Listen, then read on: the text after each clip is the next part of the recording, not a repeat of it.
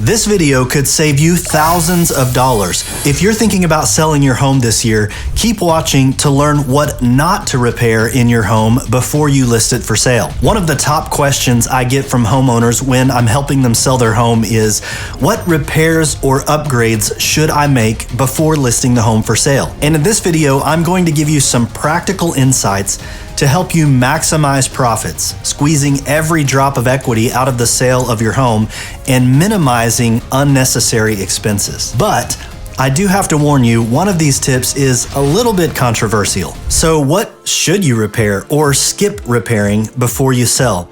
Well, it's important to think about these things in terms of cost-effective decisions that are going to give you the biggest return on investment. And mistake number one that I often see homeowners make when selling their home is incomplete repairs or projects. Things like mismatched siding or painting in a room that isn't completely finished. You'd be surprised how many times I've walked into a home and seen where the homeowner has painted around the headboard because they didn't want to move the bed. Don't do that kind of thing, because what that does in the buyer's mind, it creates doubt about what else could be wrong with this home. If they didn't care about that thing that I can very obviously see, what might they be hiding or not telling me that's wrong with the home? So if you're going to make updates or repairs or paint a wall, do it all the way. Finish the project. Don't leave it incomplete or halfway done. So instead of doing those partial projects, think about reallocating the money that you would have spent on that project to something else that's going to have a greater impact, a bigger return on investment. By the way, my name is Ben, and I'm here to help with all things Oklahoma real estate. If you want to know the big mistakes to avoid when buying or selling a home, then click or tap the link down in the description below to download my free guide. One of the most common projects I'm asked about by sellers who are getting their home prepared to go to market is, should I do a full bathroom remodel? And my answer is no. Because when you do a remodel, you're choosing tile, you're choosing the vanity, you're choosing the faucet fixtures, and all of those things are personal choices. And you want the home to appeal to the widest range of buyers possible when you list it for sale.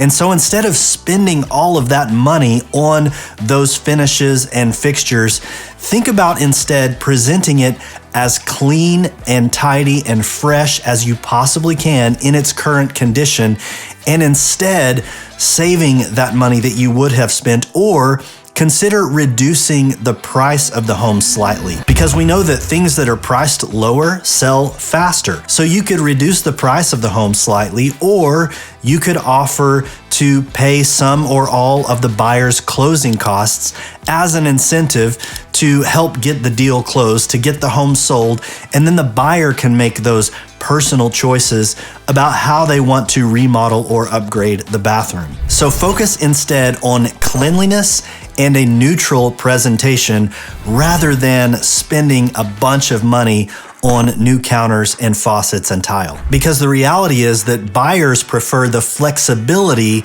to choose those things for themselves. And while we're on the subject of faucets and tile and countertops and vanities, you want to be cautious with kitchen remodels as well.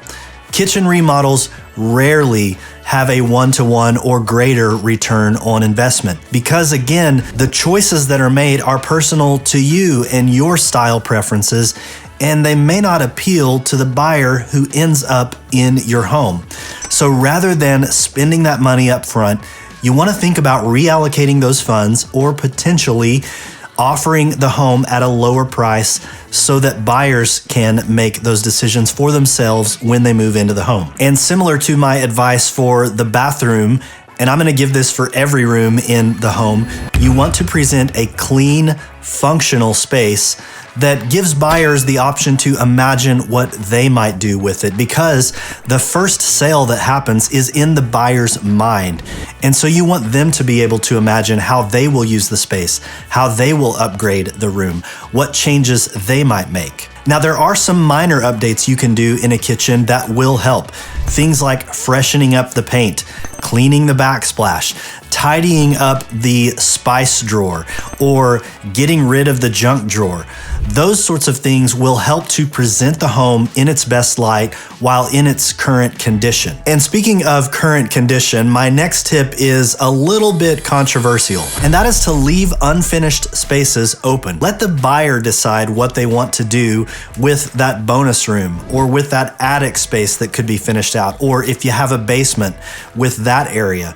Rather than deciding to make it a bedroom or make it an office or make it a media room or make it a game room, you want to give the buyers some ability, some freedom to imagine how they would use the space. And it's going to save you money by not investing in furniture for the room or finishes particular to what your decision for how to use that room might be. You're giving the buyer some freedom to choose how they would use that space. Because again, our goal is to appeal to as many buyers as possible when your home is listed for sale. So leave that unfinished space unfinished and let the buyer figure it out. The number one thing I'm asked about by homeowners who are getting ready to sell their home is what to do with flooring.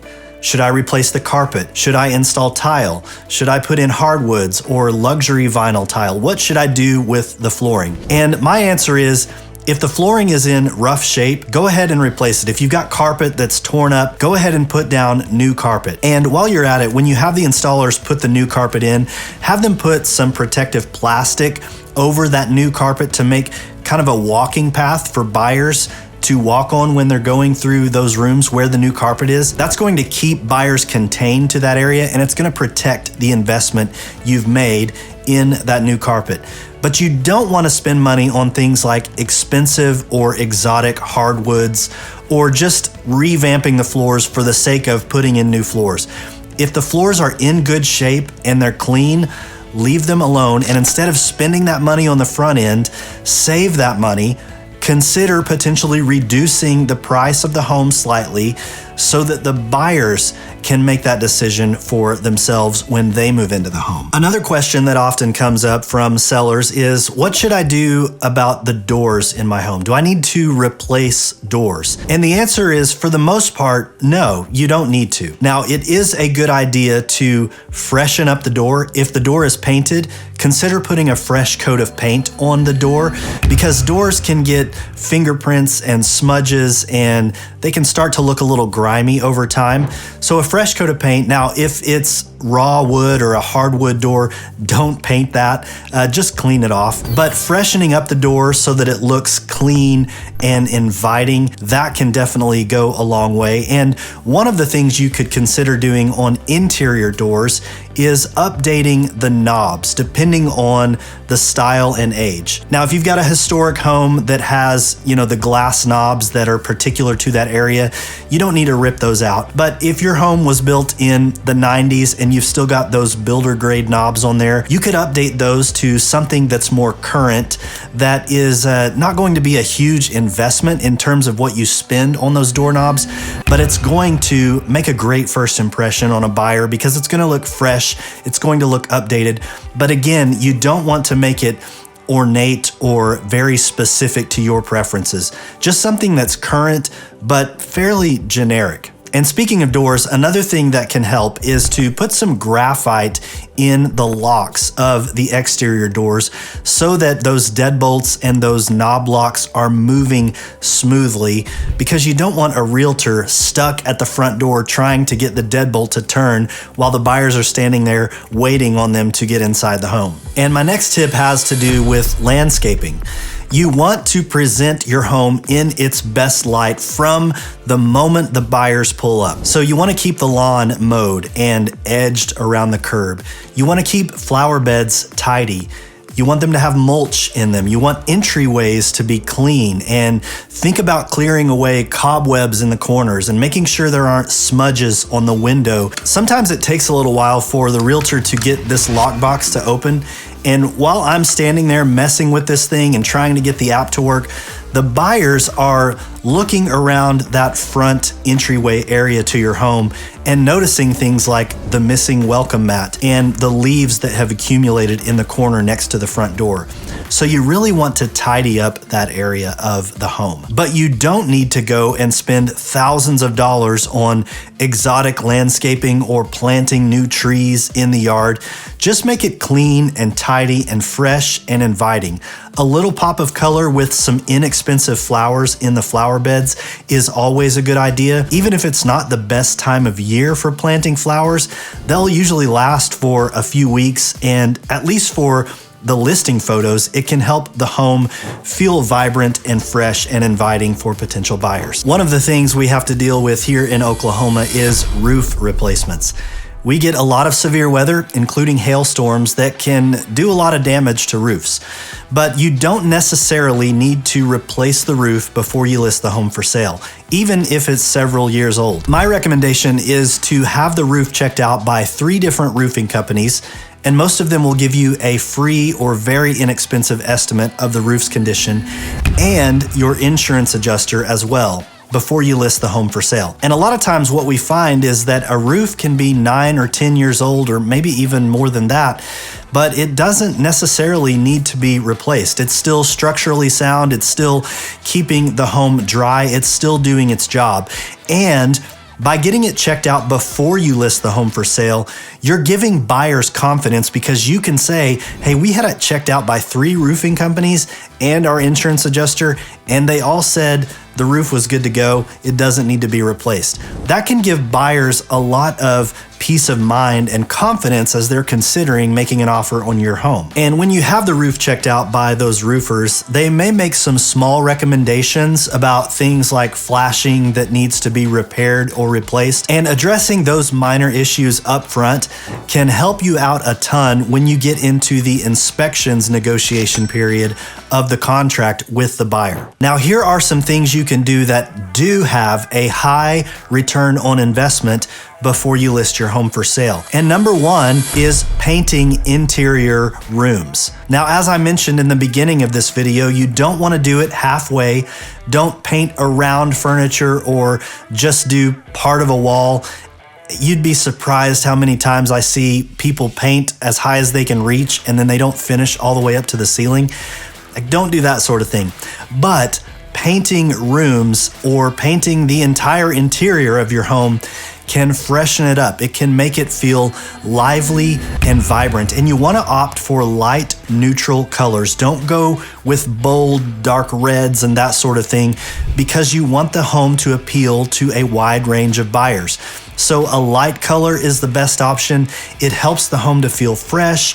It helps it feel inviting. Sometimes there are smells in the walls just from years of living in it. Maybe you have pets or there's food smells, and fresh paint can cover all of that up and help the home feel new and vibrant again. You're essentially giving buyers a clean slate to come in and make the home their own. And another thing you can do that has a high return on investment is a pre-listing inspection. You will pay an inspector to go through your home just as if you were a buyer considering buying the home.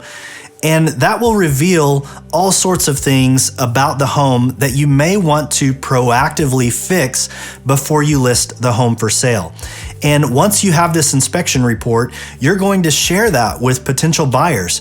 And what that's going to do is give them confidence that you are being transparent, that you have nothing to hide. And you can say to the buyer, hey, we fixed these things that came up on the inspection. That's going to instill confidence in that buyer, and it's also going to help streamline the contract phase when you're selling the home, because there are going to be fewer things to negotiate with the buyer once they have their inspection done. Now, I want to be clear that the buyer is entitled to their own inspections, to hire their own inspector, and they will do that. But you're going to have a good idea of what things are going to come up on that inspection report by doing a pre-listing inspection before you list the home for sale. Hey, if you're finding these tips helpful, then go ahead and give this video a thumbs up. And if you want to see more content like this, be sure to hit that subscribe button. That way you never miss an update on the Oklahoma City real estate market. And if you've found these tips helpful on what not to repair before you list your home for sale, then you're also going to enjoy this video right here, where I talk about my top 8 staging tips to help sell your home faster and for more money.